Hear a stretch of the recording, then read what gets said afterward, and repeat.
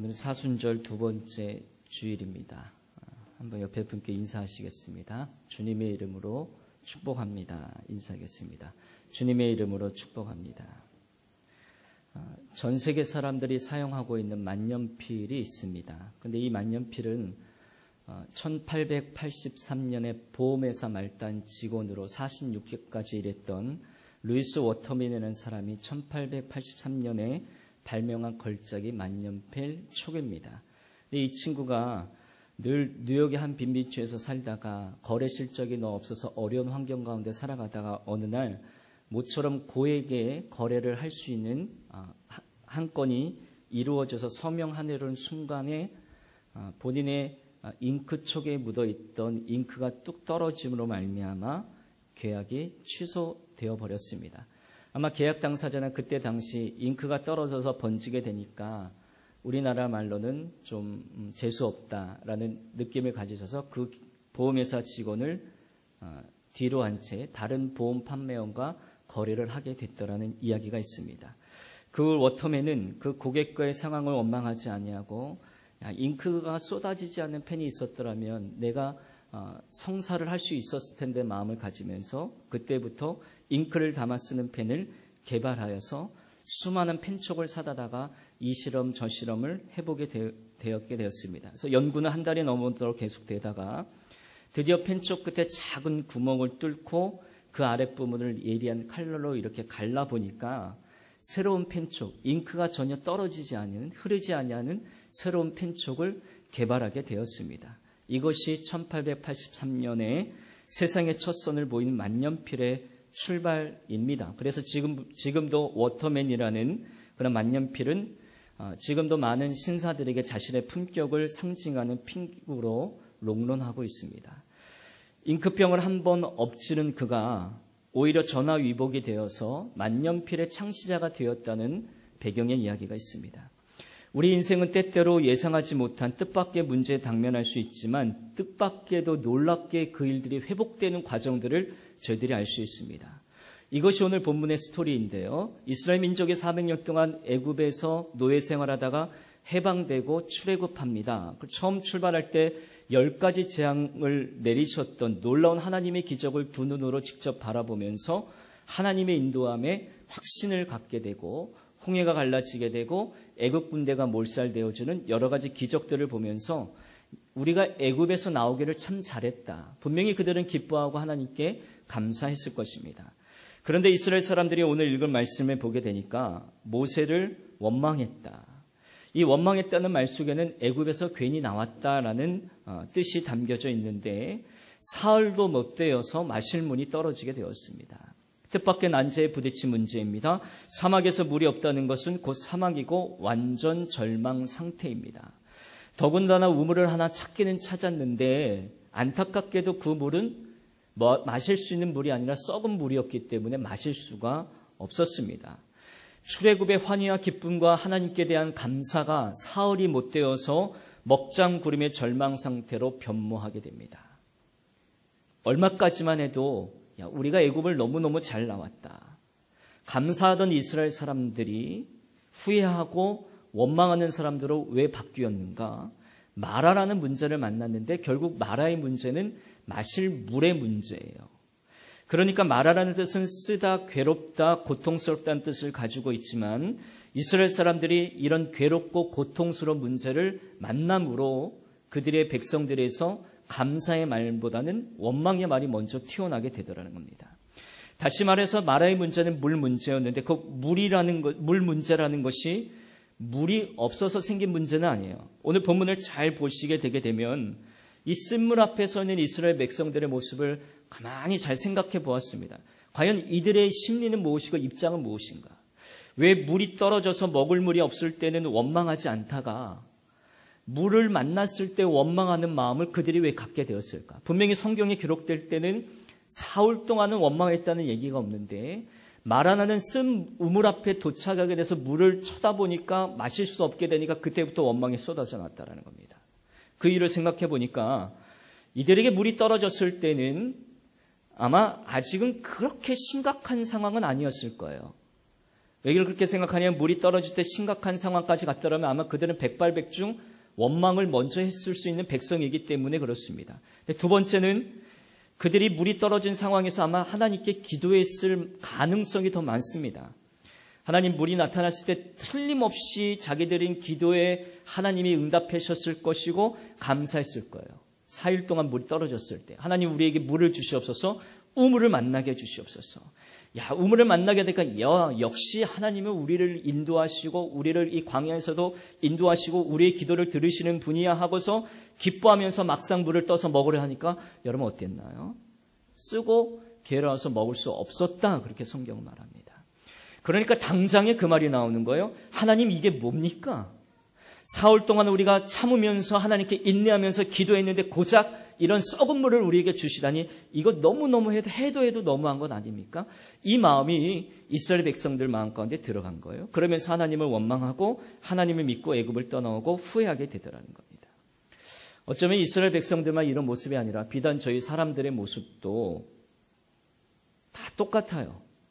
그저 감사하면서 좋아했던 것이라도 나중에 그것에서 자신을 괴롭게 하는 마라의 일들이 생기게 되게 되면 금방 후회하고 원망하는 것이 우리 사람의 모습이 아닐까.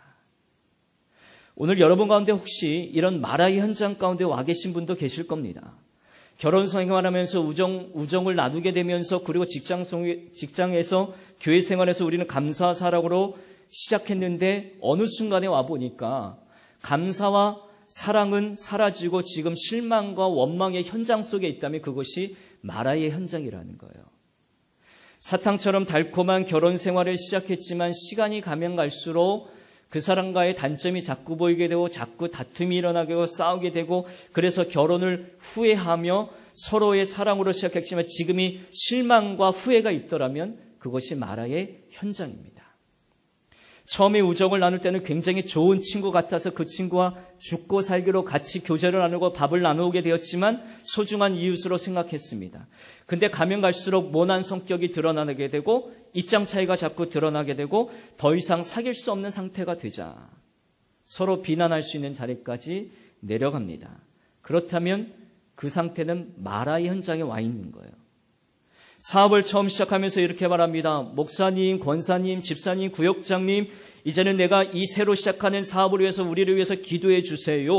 하나님의 입으로 사업을 내가 멋지게 하고 하나님 내게 복 주시면 내가 교회에 충성하겠습니다라고 기대하는 마음으로 기도하는 마음으로 사업에 성공할 줄 믿습니다. 출발했는데 시간이 가면 갈수록 사업이 어려워지는 겁니다. 신통치 않을 때가 있습니다.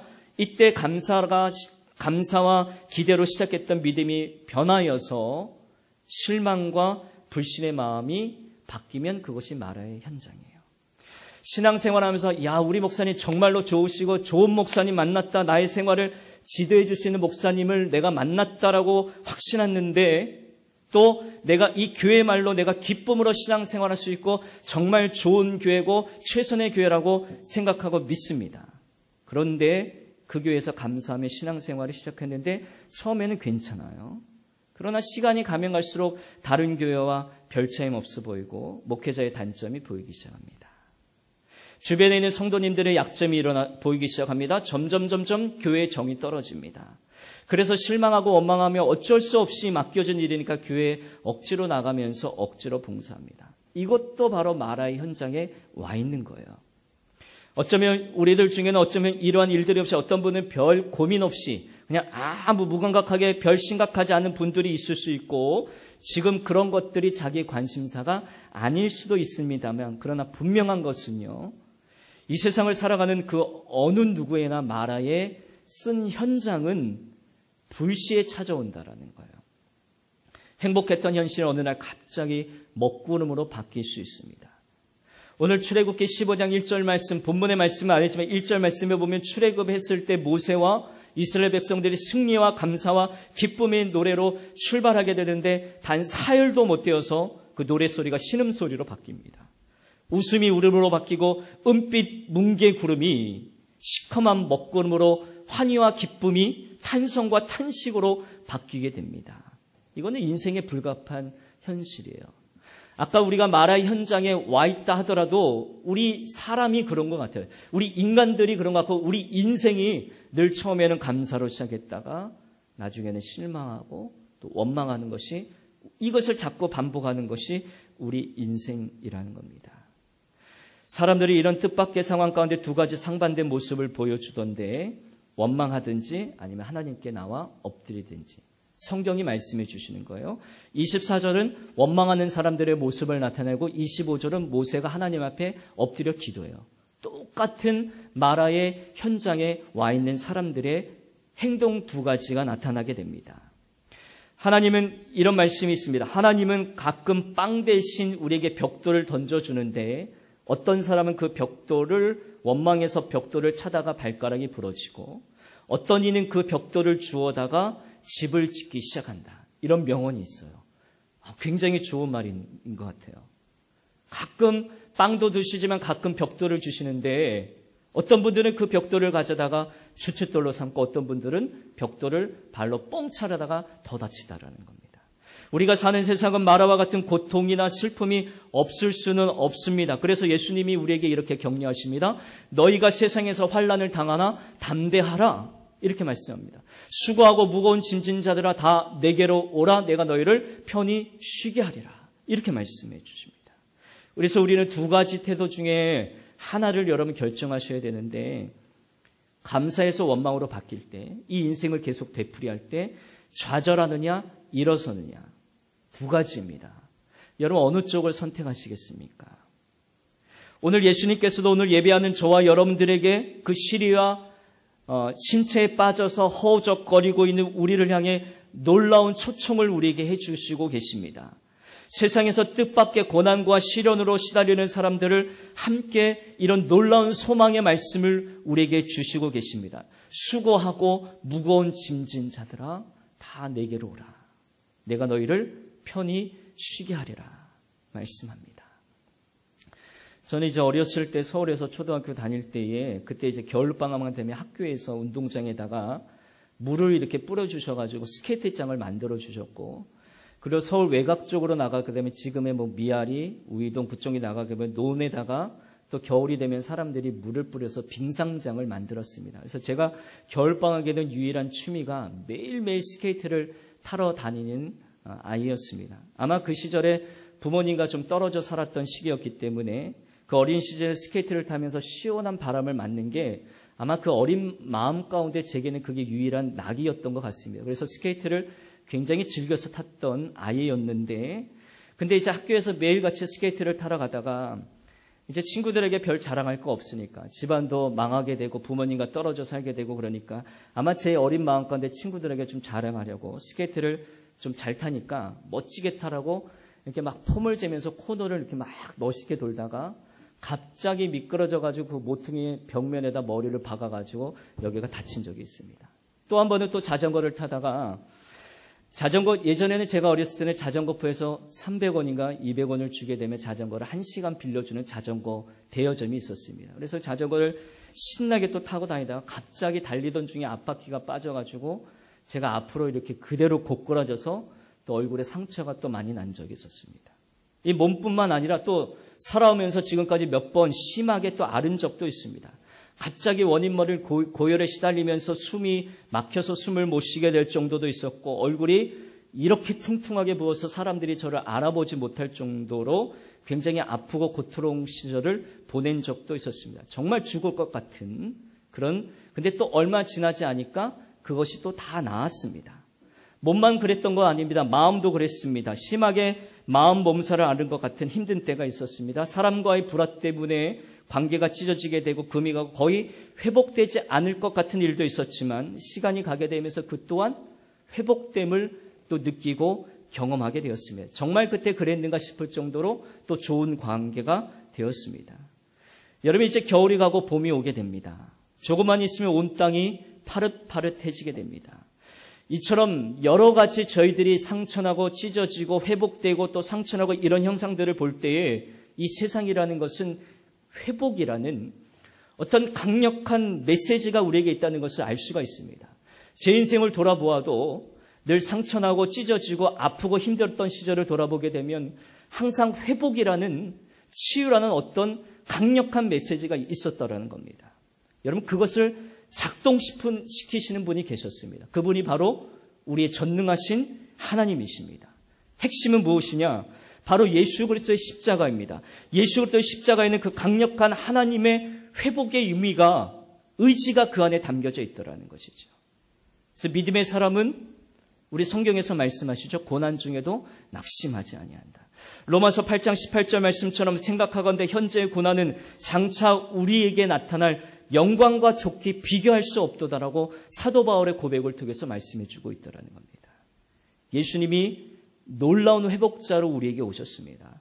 따라서 우리는 그 어떤 아픔과 상처와 고통으로부터 회복될 수 있음을 여러분 꼭 믿으시기를 주님의 이름으로 축복합니다.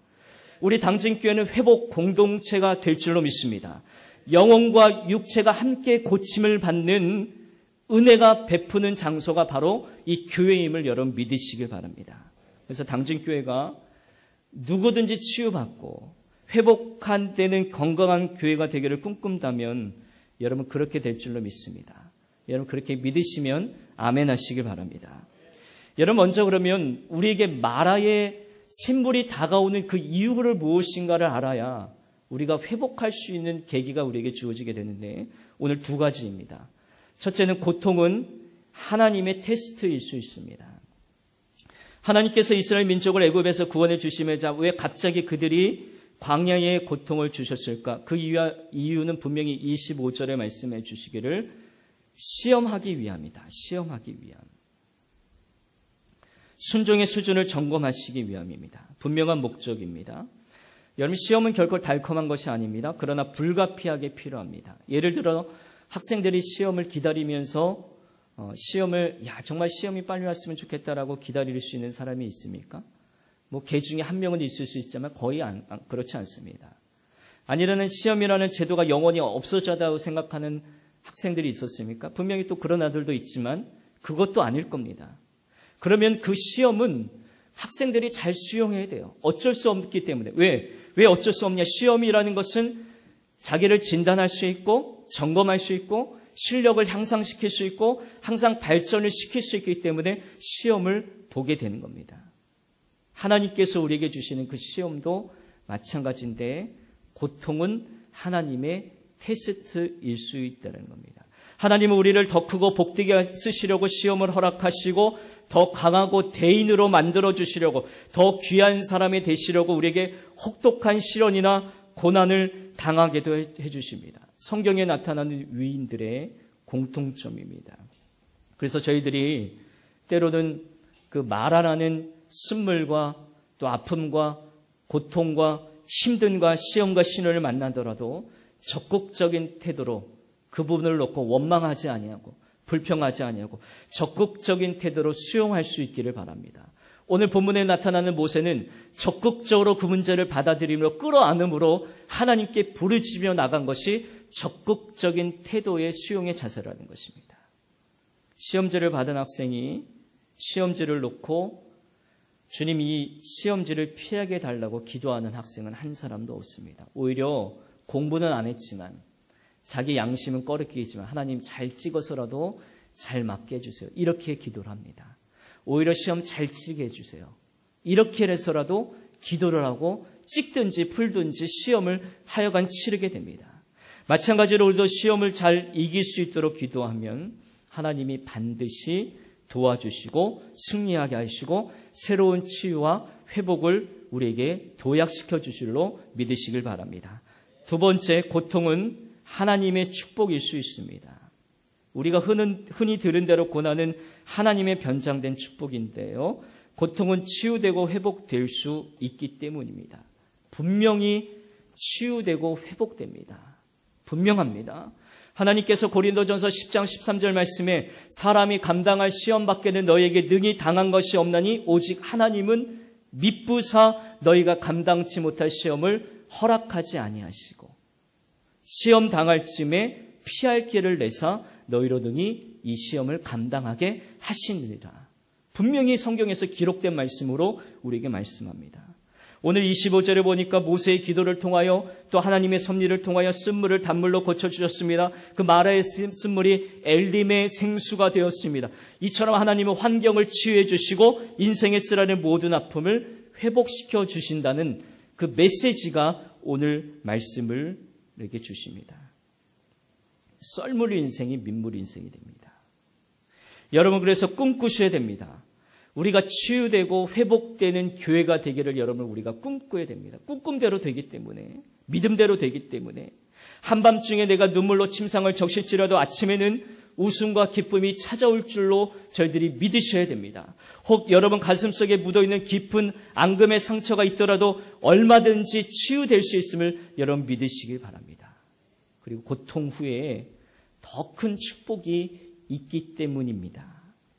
이스라엘 민족이 마라의 쓴물을 통과한 후에 멀지 않은 거리에 엘림의 생수가 기다리고 있는데 불과 12개의 샘물과 70구리의 종려나무가 기다리고 그것을 엘림이라고 그러는데 불과 마라와 엘림은 11km밖에 떨어지지 않은 불과 그렇게 멀지 않은 곳에 엘림의 생수가 있었습니다. 하나님이 이미 그곳을 예비해 두셨죠. 이처럼 해답은 바로 옆에 있습니다. 그 마라라는 쓴물의 해답은 바로 불과 얼마 떨어지지 않는 바로 앞에 있더라는 겁니다. 조금만 더 견디면, 조금만 더 인내하면, 우리가 조금만 더 기도하면 축복의 오아시스가 우리를 기다리고 있습니다. 대부분의 사람들은 고난을 당하는 첫 순간에는 엘림의 축복을 바라보지 못하니까 불평과 원망을 할 수 있습니다. 인간의 모습이에요. 인정합니다. 그러나 분명한 사실을 저희들이 알고 깨달아야 될 것은 뭔가 하면 엘림은 보이지 않아도 엘림은 반드시 우리 인생날에 기다리고 있음을 여러분 믿으시길 바랍니다. 이게 하나님의 인도라는 거예요. 하나님은 오늘 당신에게 성경을 통하여 희망찬 미래를 보장해 주십니다. 조금만 더 가보라, 조금만 더 인내하고 걸어가봐라. 축복의 엘림의 오아시스가 기다리고 있다는 겁니다. 조금만 더 인내하며 완전한 축복을 받아 누릴 수 있게 됩니다. 오늘의 고난을 통과하기만 하게 된다면 내일의 엘림에서 실컷 좋은 물을 저희들이 마시게 되고 쉬게 되리라 그렇게 말합니다. 다윗은 쓰라린 경험을 수없이 경험했던 사람이었습니다. 그리고 동시에 고통 후에 엄청난 축복을 받았던 사람이 다윗입니다. 그가 시편 31편 19절 말씀에 그가 받았던 환상적인 정말로 판타스틱한 축복의 내용을 간증하는데 그 내용이 뭔가 하나님은 믿음의 사람을 위하여 은혜를 쌓아놓고 기다리고 계시는데 그 은혜를 사람들이 보는 앞에서 하나님이 은혜를 베풀어 주십니다. 다윗의 고백이에요. 여러분 이렇게 될 줄로 믿습니다. 하나님이 우리를 위해 은혜를 쌓아놓고 기다리시는 주님께 피하는 자는 복이 있는데 하나님이 사람들 앞에서 저희들을 잘되게 할 거예요. 우리에게 은혜를 베풀어 주실 거예요. 우리를 축복의 오아시스로 인도해 주심을 여러분 믿으시길 바랍니다. 그래서 고통을 통해서 우리는 하나님을 만나게 됩니다. 더 나아가서 하나님을 알게 되는 만큼 하나님을 실제적으로 체험합니다. 수많은 사람들의 간증이 있잖아요. 병들었기 때문에 내가 이제 주님을 하나님을 만났습니다. 사업이 부도를 맞고 절망에 빠져다가 예수님 믿고 성령 체험했습니다. 시련이 하나님을 시킵니다. 자식의 말 안 듣고 정말로 속 썩였는데 자식을 위해서 기도하다가 예수님 정말 만났습니다. 이 고백이 우리에게 너무 많습니다. 그래서 고통은 하나님의 계시의 마당이라고 해석하는 분도 있습니다. 예수님께서도 고난을 예언적 사건으로 해석합니다. 이 병을 통하여 하나님의 영광을 보리라. 나사로의 죽음을 통하여 다시 살아나는 것에서 하나님의 영광을 위하여 그가 죽었다 살아났더라 예수님께서 말씀하고 있으면서 예언적인 효과를 말씀하고 있습니다. 이건 뭐냐? 십자가를 바라보게 하신다라는 거예요. 하나님께서는 모세에게 한 나무를 지시하여 보게 하십니다. 그것이 큰 계시의 메시지입니다. 이스라엘 백성을 가나안 땅으로 인도하는 광야 같은 소풍의 길이 아니라는 메시지예요. 장밋빛 인생 낭만의 길이 아니다라는 하나님의 메시지입니다. 그 길은 우리가 살아가야 되길 순례자의 길, 나그네의 길, 우리가 이 땅에서 육신의 장막을 입고 살아가는 길들은 순례자의 길임을 인식시켜 주시는 메시지입니다. 이것이 모세가 여러 번 체험한 여러 번 그 나무에 대한, 가시떨기 나무에 대한 메시지입니다. 불같이 많은 그 가시떨기에서 모세는 하나님을 만나게 되었고, 또 나무 지팡이를 던짐으로 뱀이 되었고, 또 이 가시나무에서 또 기도함으로 하나님을 만났고 엘림의 오아시스 축복을 만납니다. 여러분, 그러므로 우리가 고난과 시련을 통해 십자가의 예수님을 잠잠히 바라보게 됩니다. 이것이 치유와 회복의 시작입니다. 우리 가운데 회복되기를 원하고 또 치유되기를 원하고 축복받기를 원하신다면 그 예수님의 십자가를 잠잠히 바라보시면서 하나님의 뜻이 무엇일까? 하나님의 인도하심이 무엇일까? 그래서 예수님의 치유는 언제나 십자가의 신비한 능력을 바라보게 합니다. 여러분, 이 시대의 설교의 황태자로 불리웠던 스펄전 목사님이 이제 인생 후반부에 육신의 병으로 고통의 나날을 보내게 되었을 때 안타깝게 여기던 교인들이 문명을 와서 위로하는 말이 있습니다. 목사님 너무너무 힘드시죠? 많이 아프시죠? 목사님이 많이 아픕니다. 죽도록 아픕니다. 그러면서 매우 잔잔한 소리로 교인들에게 고백을 하셨다 합니다. 그러나 주님이 더 가까이 계십니다. 이 고백을 드렸다는 것. 병상에서 이 고백을 드렸습니다. 시련과 역경을 통해 하나님을 만남으로 승리한 사람의 역동적인 모습입니다.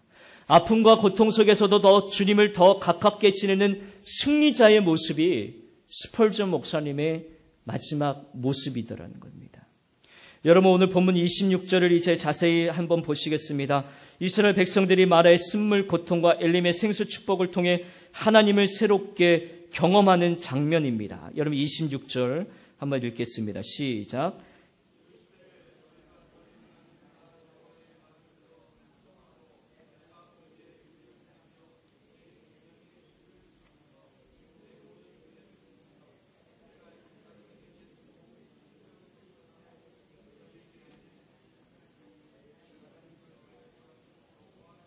아멘, 아멘. 여호와 라파, 치료하시는 하나님이라고 고백합니다. 라파라는 말은 멈춘다, 그친다, 잔잔케. 치료하시는 하나님의 이런 의미처럼 원어적인 의미는 멈춘다라는 거예요. 그치고 풍랑을 잔잔케 하신 그 예수님의 능력의 기적의 말씀처럼 잔잔케 한다는 그 원어적 의미가 라파 안에 들어가 있습니다. 고통을 멈추고 시험을 멈추고 그치고 잔잔케 하신다는 말씀입니다. 그래서 26절에서 강조하는 말씀은 우리 하나님의 본성은 어떤 질병이나 아픔이나 고통이나 하나라도 주고 싶지 아니하시, 원래는 주고 싶지 아니하시는 하나님이신데 우리를 시험하기 위해 더 큰 축복을 주시기 위해 어쩔 수 없이 우리에게 테스트를 주시는 하나님이라고. 그래서 우리를 치료하시고 멈추시고 고치시는 라파의 하나님이라고 우리를 고백하게 하시는 하나님의 본성을 오늘 말씀해 주고 있습니다. 결론적으로 클라이맥스로 강조하는 메시지가 너무나 환상적입니다. 우리는 엘림의 오아시스 축복에 진을 치고 살 수 있다는 환상적인 말씀을 우리에게 주시고 계시다는 겁니다. 여러분, 주님께로 나오시길 바랍니다. 조용히 십자가 예수님을 바라볼수록 여러분, 고통 중에 있는 여러분 곁에 걸어오시는 주님을 만나게 됩니다. 예수님은 오늘 저희들을 너무나 정겹게 초청해 주고 계십니다.